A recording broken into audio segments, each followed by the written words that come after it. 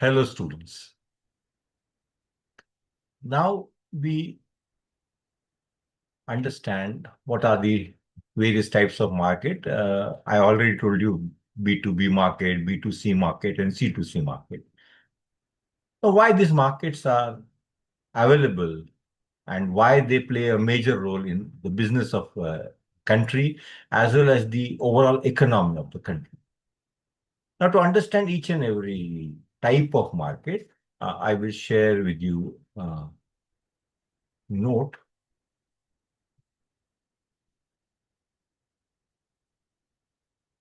So as you can see on the screen, we'll start our discussion with the B2B market.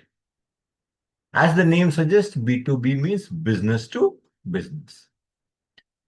So as the say goes that business to business refers to commercial transactions where one company sells products or services to another company. One company. Like for example, I am running a automobile company where I manufacture latest luxurious model of car. Now, okay, the body I will construct, I will prepare, I will manufacture. But what about accessories? So what Maruti is doing, Maruti Suzuki is doing, Maruti has outsourced the requirement of tire to other company.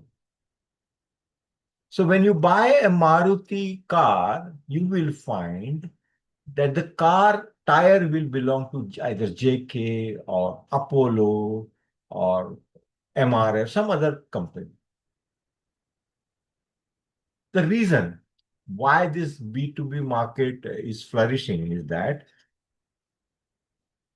I, as an individual, cannot make all the products or all the accessories. Like, for example, I have a mobile, I cannot make headphone and all the things. It is difficult for me to survive in the market if I start investing in all the accessories. So instead of that, what I do, I outsource. So because of the advent of outsourcing since last 10 years or 15 years, the B2B market has flourished. So you might ask, what is the advantage of B2B market? B2B market is that a tire manufacturer cannot survive without an automobile manufacturer. And vice versa, an automobile manufacturer cannot survive without a tire industry. Now, when both of them collaborate or make a combo pack, the business also goes and the economy also flourishes. Now, once what happened that Apple was manufacturing their laptops, and Apple laptops have certain type of chip which is available inside the software. Now, that chip provider, that hardware provider was Intel. Now, Intel announced that they don't have sufficient stock to provide to Apple. Now, suddenly, the manufacturing of Apple laptop affected because of non-availability of one of the outsourced material. So what they did, they immediately searched for another vendor and they brought chip from them and they started manufacturing.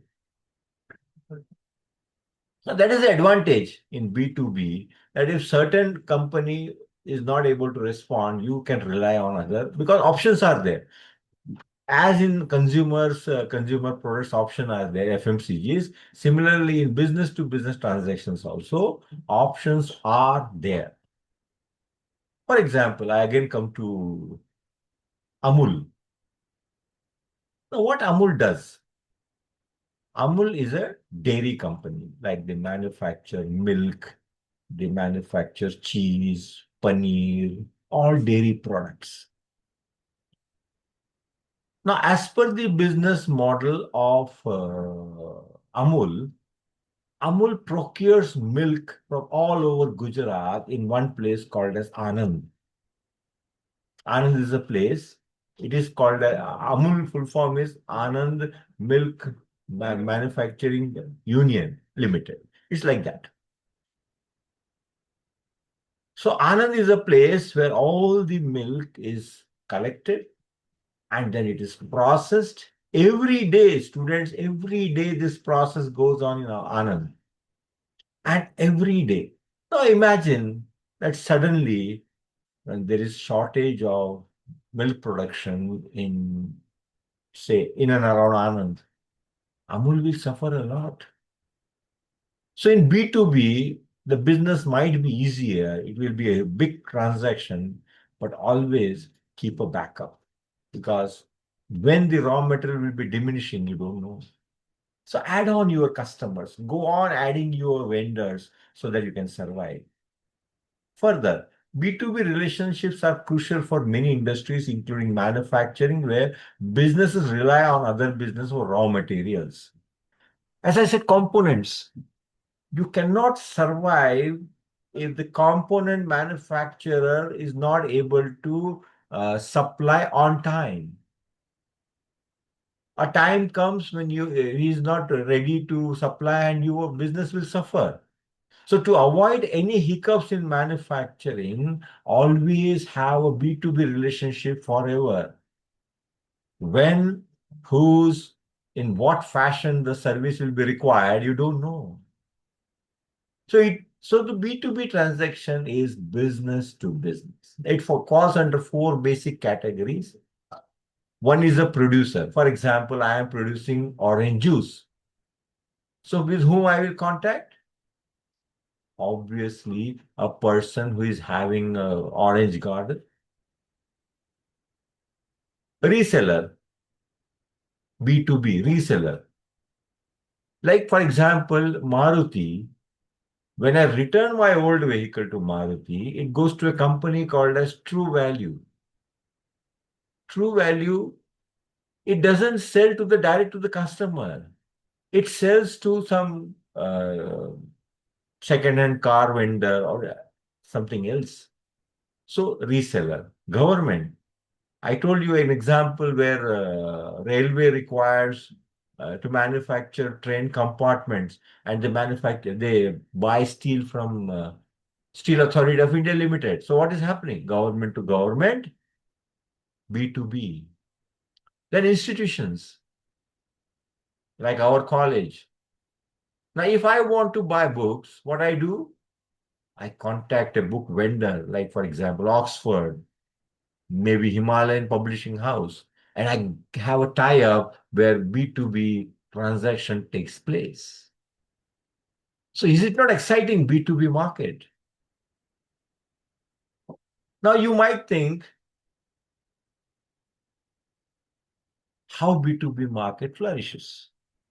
It goes on adding business, more businesses with. Like for example, Alibaba. What Alibaba does? Alibaba is selling an app or online marketplace for businesses. So people download Alibaba and using it. So Alibaba is selling online platform for you to do business. What Microsoft does, Microsoft offers cloud computing services to other business. So what they do, they provide 1 GB to say Punjab National Bank, 1 GB to say State Bank. They are providing space in cloud so that they can conduct their computing services irrespective of the power is there or not. Through Wi-Fi, they can connect. So I hope I have made pretty clear what is B2B. Now we go a little further and try to understand what is B2C. As the name suggests, B2C is business to consumer. Very simple, where companies sell products or services directly to individual consumers for their personal use. So B2C can only be consumer products. It cannot be industrial products. It is only consumer or FMCGs for personal use. I cannot sell this. I cannot sell to some other person because it is my for my personal use I am buying. So it's the most common type of e-commerce where businesses establish online storefronts to reach customers directly. Amazon, Flipkart, Myntra, Meesho, Big Basket, Blinkit, all these are doing B2C business. Now, why B2C? Now, imagine in the morning, your wife is cutting vegetables and suddenly she realizes there is no coriander, there is no green chili. So, what you do? You immediately tap uh, Big Basket or you tap something else. So, so many Big Basket, Blinkit, Zepto. So many options are there. You immediately open an app, order vegetables, coriander, green chili, and all those things. You make 100 rupee order, and the man comes within 7, 8 minutes and he delivers you. Is it not fantastic? It is great. So it's the most common type of e-commerce where business established online storefronts to reach customers directly. So typically B2C models fall into following five categories. One is direct seller, online intermediaries, advertising based B2C, community based, and fee based. Now, for example, you have your own house and you want to make